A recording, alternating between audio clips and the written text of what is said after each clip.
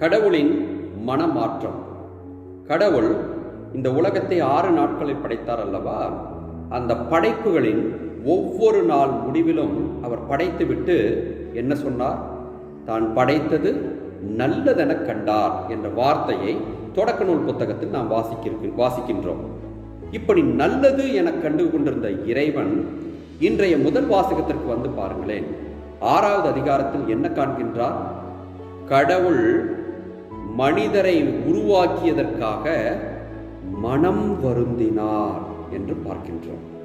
எப்பேற்பட்ட மனமாற்றம் கடவுளுக்கு ஏற்பட்டு விட்டது! நல்லது நல்லது என பார்த்து பார்த்து இந்த உலகத்தை படைத்தார். மனிதனை தன் சொந்த சாயலாக படைத்து மிகவும் மன திருப்தி அடைந்தார்.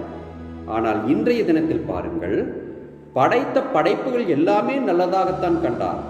ஆனால் ஒன்றே ஒன்றை மட்டும் நினைத்து மனம் வருந்துகிறார். அது யாரை நினைத்து? மனிதரை படைத்ததை நினைத்து மனம் வருந்தினார் என்று முதல் வாசகம் கூறுகிறது. அப்படி என்றால் அதற்கு முன்பாக 5 நாட்கள் படைத்தார் அல்லவா? அந்த படைப்புகளை நினைத்து கடவுள் மனம் வருந்தவில்லை, மனிதனை குறித்து தான் மிகவும் மனம் வருந்தினார் என்பது நமக்கு தெரிய வருகின்றது. ஏன் கடவுளின் மன வருத்தம் இந்த அளவுக்கு வந்தது என்று கேட்டால், மனிதர்களாகிய நாம் செய்து கொண்டிருக்கக்கூடிய செய்த பாவங்கள் தான், அல்லது அவரது முறைமைகளுக்கு அவர் எதிர்பார்ப்புகளுக்கும் முரணாக நாம் நடந்து கொண்ட விதம் தான் அப்படி அவரை மனமாற்றத்திற்கு இட்டு சென்றிருக்கின்றது என்பதை நாம் உணர்ந்து கொள்ள வேண்டும். இதை உணர்ந்து கொண்டதால் தான் கடவுள் இனிமேல் எனக்கு மனிதர்களே வேண்டாம் என்று சொல்லி மனிதர்களை மட்டும் அழிக்க முற்படவில்லை.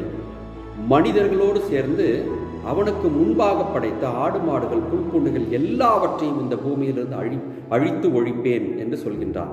பாருங்கள், மனிதர்களுக்காக இந்த இயற்கையெல்லாம் படைக்கப்பட்டன, அவைகளெல்லாம் தவறு செய்யவில்லை.